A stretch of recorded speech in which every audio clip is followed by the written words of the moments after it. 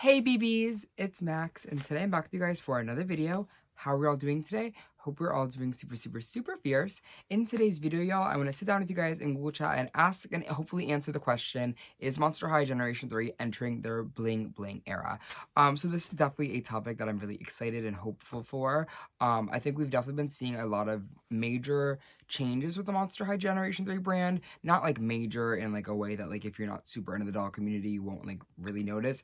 And you collect Monster High Generation 3, I think a lot of us can see that there's a little bit of a shift from when Monster High first came out in 2022 with their Generation 3 lineup and how the dolls are kind of really evolving over time. And I just want to ask and again answer and just talk about if they're entering a new era. But if you guys don't know what I'm referencing when I say the bling bling era, I'm really talking about the My Scene huge shift in 2005 when My Scene released a new line of dolls called the Bling Bling line, and they completely changed the faces. I have an original My Scene, like they're all original I guess, but like I have an older My Scene doll. This is just Barbie from the Spring Break line. You can kind of notice that she has really almond eyes, really circular eyes, a very fun, cutesy kind of look and feel to her. And then we got into the My Scene line, and obviously, like we know, this doll kind of changed. She has more of a sultry look. She's a more fierce look. She's more cat eye. She has more makeup, I would say.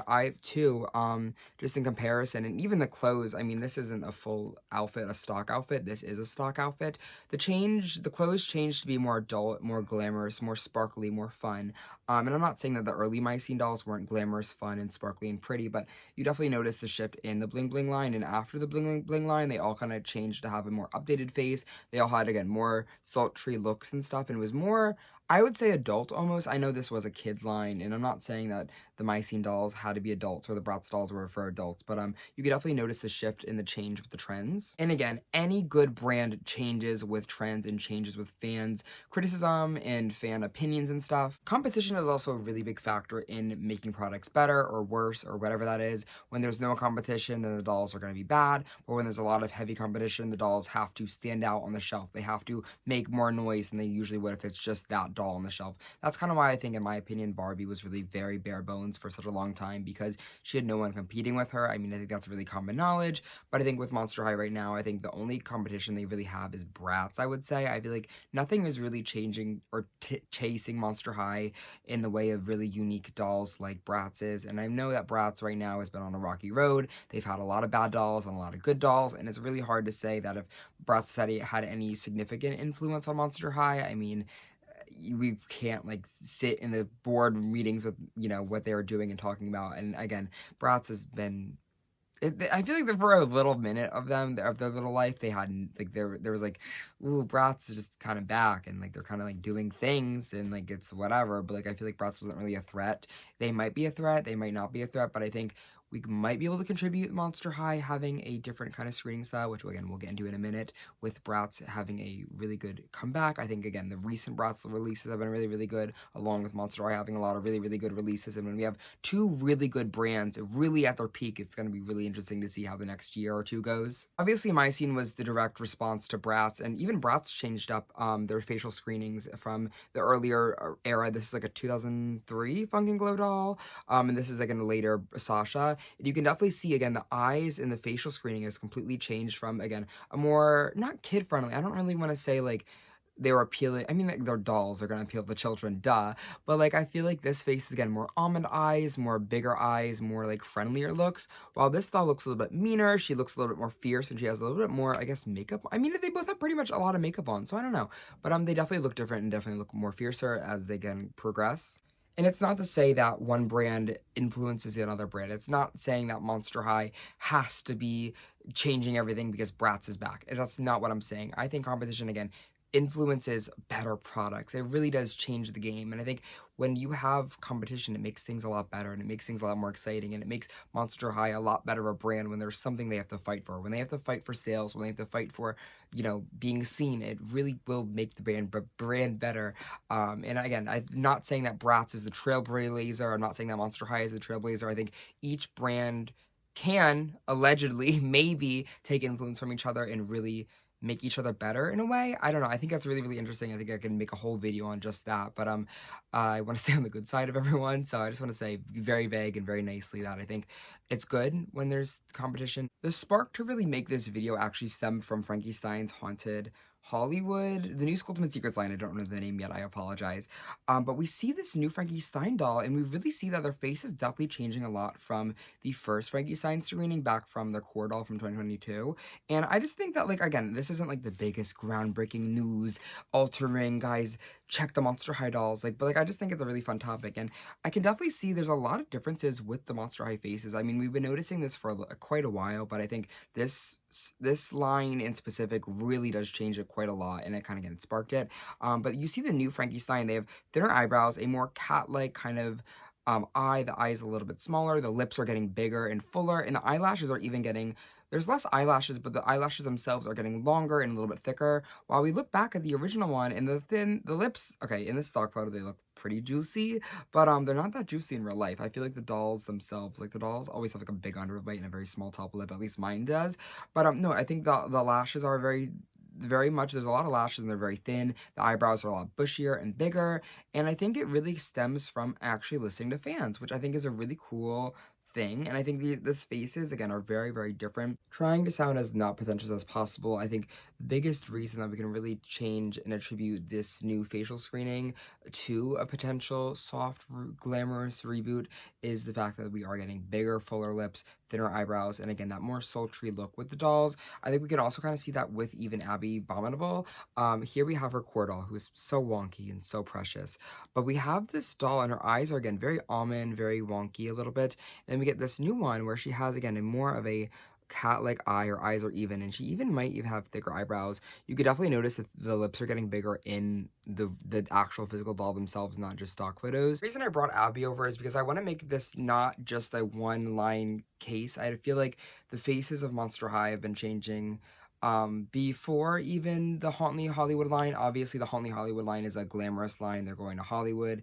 It makes sense for them to have more makeup and different face screenings. I mean, it's not uncommon for an eye shape to change. Just because Frankie's eyes are different doesn't mean the whole brand is changing, and not just some sort of dramatic, crazy lunatic thing that I'm thinking about. But we've been noticing a difference for quite a while. I think even Buried Secrets is again a great example, especially Cleo. Her eyes are getting a little different. They're a little more slanted. Her lips are again fuller, and I think I'm gonna say the same thing about all of them. But again, it feels a lot more current and it feels more bling bling in the way of, again, we're getting glamorous with it. In the same line as Frankie is also Claudine, and Claudine again got, I think, the biggest, if it's not Laguna, I think Claudine also got pretty big criticisms when Generation 3 first launched, and seeing that her face kind of really has changed a lot, especially in this new series.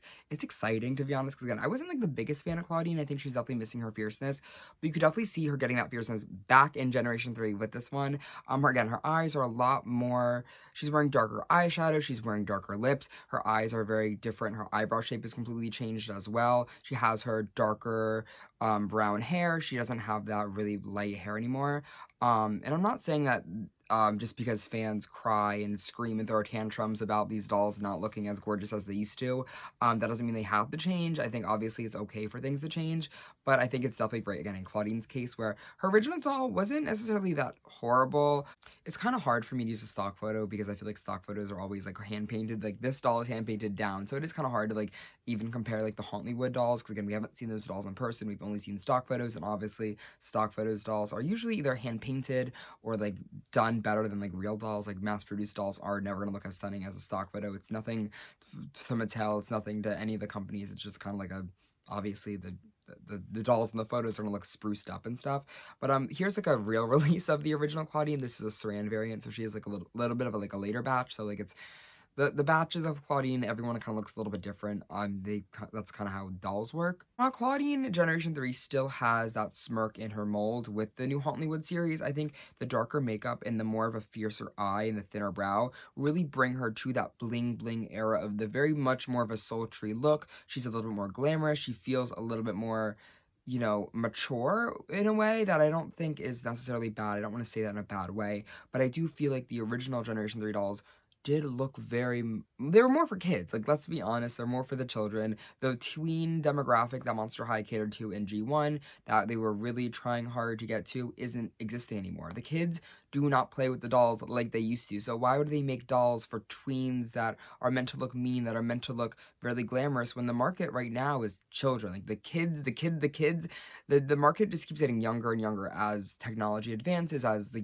social media increases, as kids are more into, I guess, beauty influencers and video games and online stuff rather than physical toys anymore, which is, okay, it's how things change, and it's not like great. I'm not going to use this video to tell you how to parent your kids. I don't have children. I don't know how easy or hard it is to give them an iPad and just tell them to play.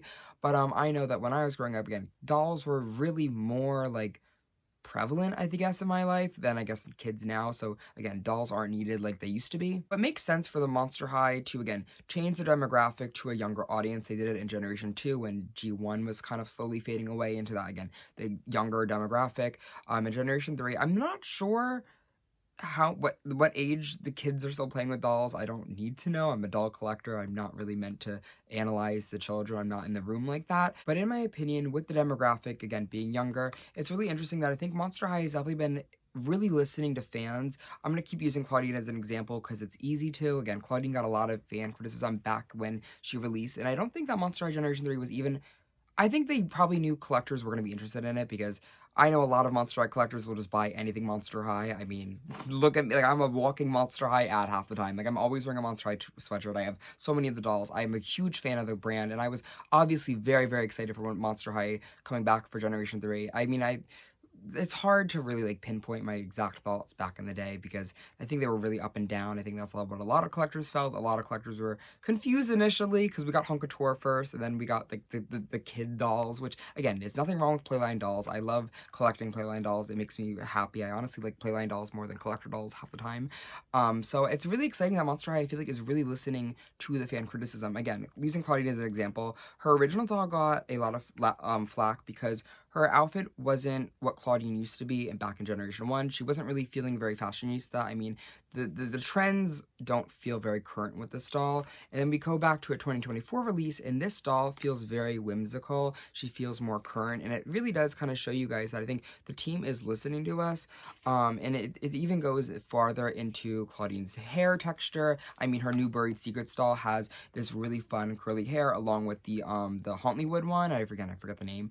I think that's been a huge fan want, is curly hair in Claudine. So them kind of listening to us shows that there's happenings. I mean, we've known they've been listening to us with the Saran variants. Back in 2023, they had Saran variants when everyone hated the poly hair, which I still don't like the poly hair. But giving us Saran variants shows that they are listening to the fans. I think that's interesting that they are listening to the adult fans as well as, like, I guess I'm sure there's some kids criticism somewhere. I don't know what the kid, I guess testing rooms is how they kind of figure out what the kids feel and what the kids want.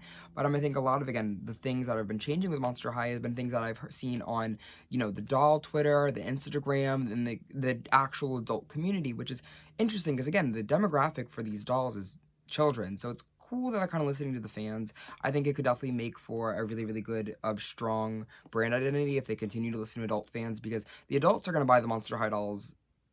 Like, the adults are still here. The adults are still buying the toys. I think, at least as a Monster High fan, listening to us allows for you to, again, get those adult sales and also the kid sales. As G3 continues to progress throughout their lifespan, I've been noticing that the quality of the hair has been definitely improving. I mean, there is some factors. I mean, I think the main line has been pretty consistent with using Saran hair, which is like the $20 dolls and up usually are pretty good in Saran hair quality. But I've also been noticing that even the Ultimate Secrets dolls have been having a better quality in terms of clothing. They've been coming with less clothes, but the clothes that they do come with are a lot better of a quality. I'm just going to use some random dolls. I'm going to use Ultimate Secret Venus as a little example next to a Ultimate Secrets Wave 1 Frankie. In the original one back in 2020, what is it, 2023, when that doll came out, the second outfit was, or both the outfits, really baggy and didn't really fit the dolls. And I think now we're seeing these new outfits from the Ultimate Secrets dolls fit the dolls a lot better. The quality of the clothing is a lot nicer, and I've just been thinking we've been getting like nicer faces overall with this Ultimate Secrets line. I know this Ultimate Secret line is like a secondary line to Monster High, and it's not a part of the main line or whatever. But I think it definitely is very interesting that the clothing quality has been getting a lot better. Again, the Saran hair is still not happening in Ultimate Secrets. I would really love if they just kind of janked like the stupid gimmick of it and just like gave us better hair with the better cheaper locker. But whatever. I also want to bring up the fact that as Generation 1 kind of continued to go through their lifespan, the quality definitely started to drop, which I'm not sure if that's a reason why they failed. I mean, again, they probably failed due to technology rising, and I'm not sure if that has a reason why the quality dropped. But bringing over like an original doll, this is just Draculaura, look at how many fun things she has. This doll probably cost around like $20, $25 back in the day. I don't know exactly, but she has these real buttons. This purse isn't from this doll, so I'm gonna take it off. But she has nice saran hair. She has, again, this articulation. She came with a stand. She has a really cute, like, just, you know, we all know original Draculaura. Like, I'm not here to give you what she is. But as we kind of went through Generation 1, the dolls started to get a little bit spooky. I'm not sure exactly if Caddy Boo York doll is, like, a right comparison because, again, 2015 and 2010 was definitely different times. But you can see as they went forth, the details were just kind of less. The shoes weren't really painted as much. I feel like the dolls the end of Generation 1 were really getting just boring. They all had a mini dress with something plastic on them. And again, this isn't probably like the best example because this doll is used. This isn't from my childhood. This is from someone else. But like they put more money into the sculpting rather than they did the actual fashions, which I think is really important for keeping a doll line successful. You want to continue to have the quality go up, and I think that's kind of where Monster High Generation 3 is really interesting to me, because I feel like usually when a doll brand like kind of exists, like the first couple launches are really strong and then they kind of go down in quality. But I feel like Monster High is definitely the opposite, and that's kind of what I'm excited about. Monster High also usually does like one main line per year when it comes to the Generation 3 dolls, and the first like main line I would say would be the Monster Fest dolls, which weren't necessarily bad dolls, but they definitely were a start. And I think you can definitely see there's definitely some seedlings of things that are really great to come, but the fashion isn't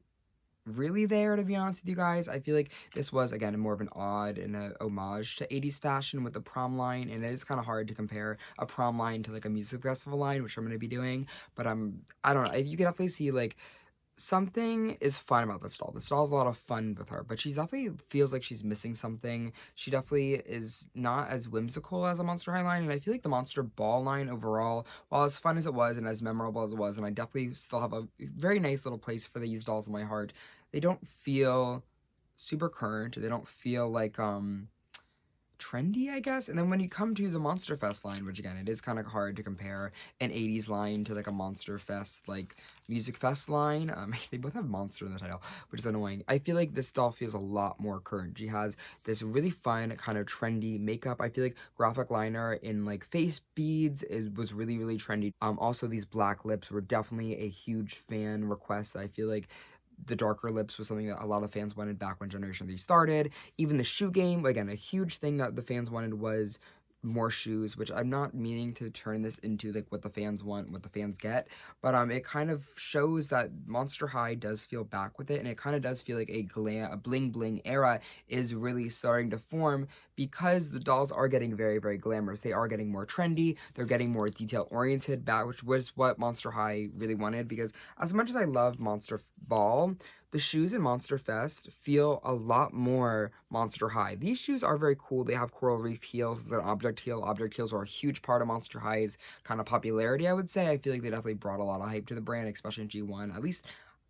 I did, because I feel like I remember I have so many memories of my grandmother being like, I could never walk in those, and it was like Ghouls Rule Cleo shoes. Like, I feel like everyone kind of loved the campiness of Monster High, and as fun as this doll is, she is campy in the way that every Monster High doll is campy. As a teenage girl going to school, it's fun when you can mix current fashion trends with the campiness of Monster High. I think that's why they were very successful in the launch of Monster High originally, because again, the first wave of Monster High dolls were really cool. Like, they had that really fun fashion aspect to them, but they're also being monsters that were like monsters that could go to the mall and wear real clothes, but also have that monster spin. And that's why I think G1 kind of started to fall off as they started getting into the dolls, because again, they started wearing more plastic bits. They started wearing things that just, I mean, not that you couldn't see this in the real world, but it wasn't as real worldy as the new dolls are. And again, we kind of get that real world aspect back with G3 with some of the newer dolls. Again, I don't know if that makes sense if I'm saying this right, but I feel like in my brain, I like the aspect of Monster High dolls having that charm to them that gives them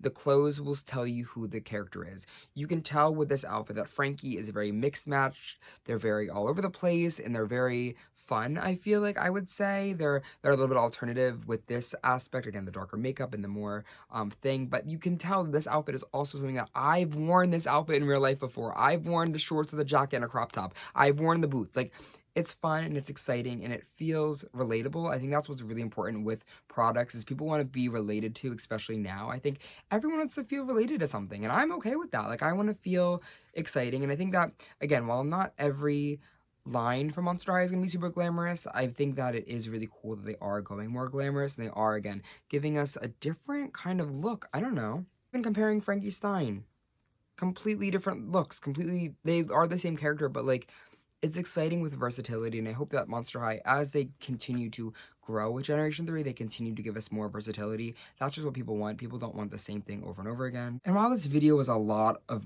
me just rambling and talking and being all over the place, I want to say one more thing that I think the mean ghoul face is back. Here's Nephra. Here's Nephra. Another huge inspiration to this topic and video is the dolls are getting meaner again. I'm not saying that the dolls have to be mean in every release, but I personally love it the most. I think, I mean, the Monster High originally, again, in G1, had that blank stare. They're looking right at you. They had no smile, no expression on their face. And Nephra is giving us that G1 fantasy of there's not much happening in terms of like a facial expression, which I think is really, really cool. I think, again, gives us more of a sultry look with Nephra. And it definitely stands her out from a lot of the other characters. Again, the mean characters, I guess Nephra's not mean. There's no one mean in G3 anymore. Everyone's nice, which is, that's a whole nother conversation, a whole nother topic, but it feels like this doll is mean again, which I am living for. Again, it gives that kind of bling bling, sparkly fantasy to me. Kind of wrapping up the topic and kind of wrapping up my feelings, I hope that any of this video made sense. I want to say that I think Monster High and dolls in general, no matter the brand, no matter the what, is a form of escapism. No matter if it's an adult or a child, it's 100% a form of escapism. In terms of escapism, I might be the person who's thinking way too deeply into it, but Monster High Generation 3 has been a very big in terms of diversity, making sure that everyone feels seen, making sure that everyone's included, which is a very, very strong and important message, especially in today's world. It's really important for everyone to feel like their person and their character could be shown in a doll. I think that's cool. I think that's really, really special. I think that's a really cool thing that Monster has been doing. I mean, we've been having queer representation. We've been having plus-size representation. We've been having, you know, just different ethnic backgrounds. I think that's really, again, that's what Monster High is to me. That's what Monster High is everyone is welcome.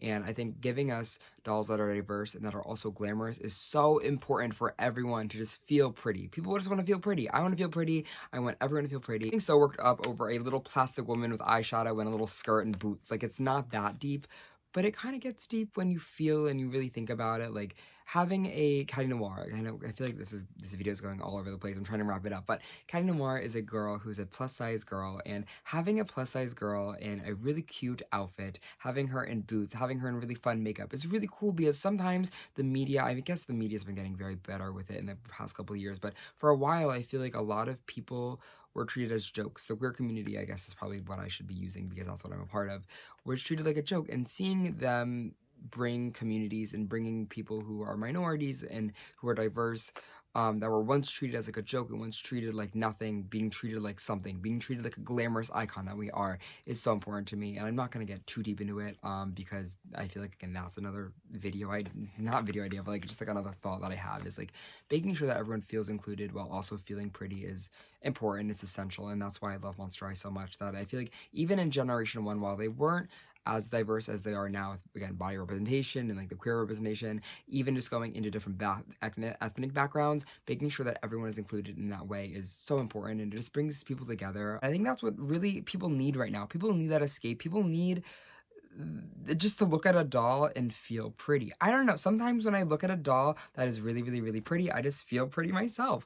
And I know that kind of sounds crazy. I know that kind of sounds like demonic, like seek help diva, but like, I don't know, I really hope that the dolls continue to feel like an escape. I hope the dolls continue to really just give us something new and something fresh. I think that the new dolls we've been seeing for the upcoming year feel like a huge just turn in the way that Generation 3 was when they first launched. And I think it's important to, again, continue to stay trendy, to continue to stay relevant, to continue to listen to the fans, but also continue to kind of understand the brand, and really finding the brand identity is really, really, really important. And I think that's why Generation 3 is starting to really become a lot successful. I've been seeing a lot less hate for the brand overall, also on the socials. Maybe people are just getting used to it. Maybe people are also just getting excited, and maybe they're finally hopping off the hate bandwagon and finally joining the love train of that the new generation is really cool, and it doesn't matter. You don't have to compare everything to Generation 1. That argument and that thing is so tired. I'm so sick of the G1 comparisons, even though I do them all the time.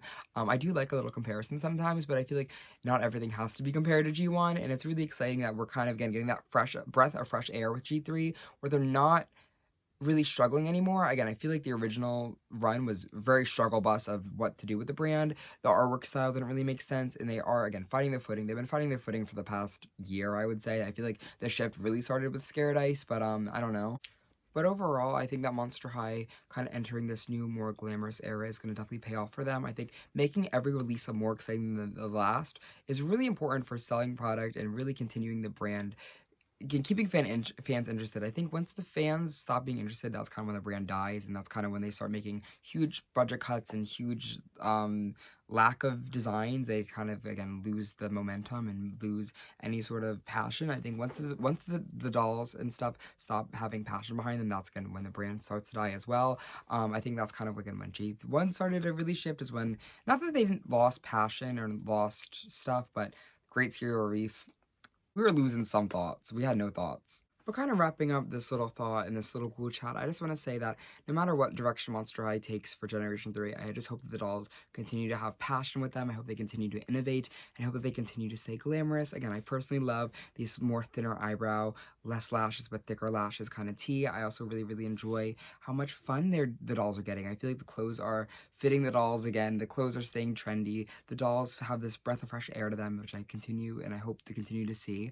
But whatever it is, I just hope that they stay successful with the children and the collectors and the kids and everything, because I would love to see them continue as far as they can.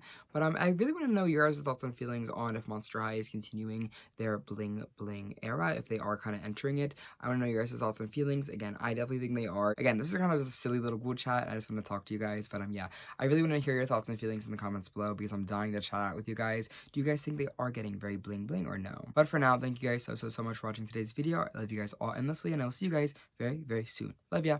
Smooches.